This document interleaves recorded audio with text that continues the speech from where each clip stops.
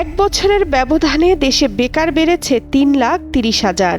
চলতি অর্থ বছরের অক্টোবর থেকে ডিসেম্বরে বেকার বেড়ে দাঁড়িয়েছে 27,30,000-এ।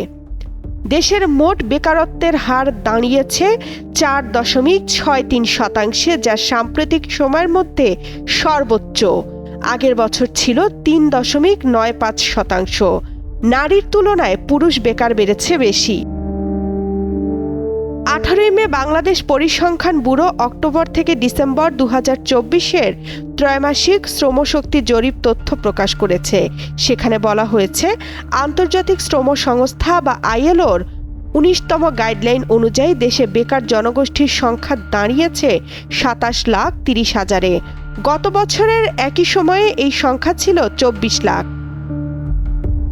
BBS-এর সংজ্ঞা অনুযায়ী যারা গত 7 দিনে কমপক্ষে 1 ঘন্টাও কোনো বেতন বা মুনাফার বিনিময়ে কাজ করেননি, কিন্তু কাজ করতে আগ্রহী ছিলেন এবং গত 30 দিনে সক্রিয়ভাবে কাজ খুঁজেছেন, তাদেরকেই বেকার হিসেবে ধরা হয়েছে। এদিকে সমালোচনার মুখে BBS এখন দুটি পদ্ধতিতেই শ্রমশক্তির তথ্য প্রকাশ করছে। 13তম গাইডলাইন অনুযায়ী দেশে বেকারের সংখ্যা 26,10,000।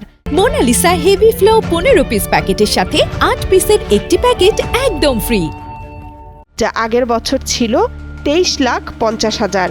সেই হিসাবেও বেকার বেড়েছে 2,60,000। তবে আন্তর্জাতিক মানদণ্ডে গ্রহণযোগ্য ধরা হচ্ছে 19তম ICLS অনুযায়ী করা হিসাবকে।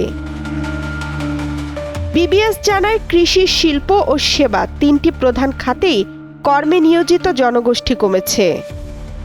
এর পেছনে প্রধান কারণ হিসেবে উঠে এসেছে দেশি বিদেশি বিনিয়োগে স্থবিরতা, বিশেষত ব্যাংক ঋণের সুদের হার বেড়ে যাওয়ায় ব্যক্তি খাতে বিনিয়োগে নতুন উদ্যোক্তা ও কর্মসংস্থান কমে এসেছে। বেসরকারি গবেষণা সংস্থা সেন্টার ফর পলিসি ডায়ালগ বা CPDর ফেলো প্রফেসর ডক্টর মুস্তাফিজুর রহমান বলেন, ব্যাংক ঋণের উচ্চ সুদের হার, উচ্চ মূল্যস্ফীতি এবং মুদ্রানীতির কড়াকড়ির ফলে বিনিয়োগ ব্যাহত হচ্ছে। ব্যক্তি খাতে ঋণ প্রবৃদ্ধি লক্ষ্যমাত্রার নিচে রয়েছে, সুতরাং বিনিয়োগ কম হলে কর্মসংস্থানের সুযোগও সংকুচিত হয়। ডক্টর মুস্তাফিজ বলেন, বিদেশ থেকেও কর্মসংস্থান কিছুটা কমেছে। যদি সেটাও না হতো তাহলে চিত্র আরও খারাপ হতে পারত। তামান্না তাহসিন খান, কালের কণ্ঠ।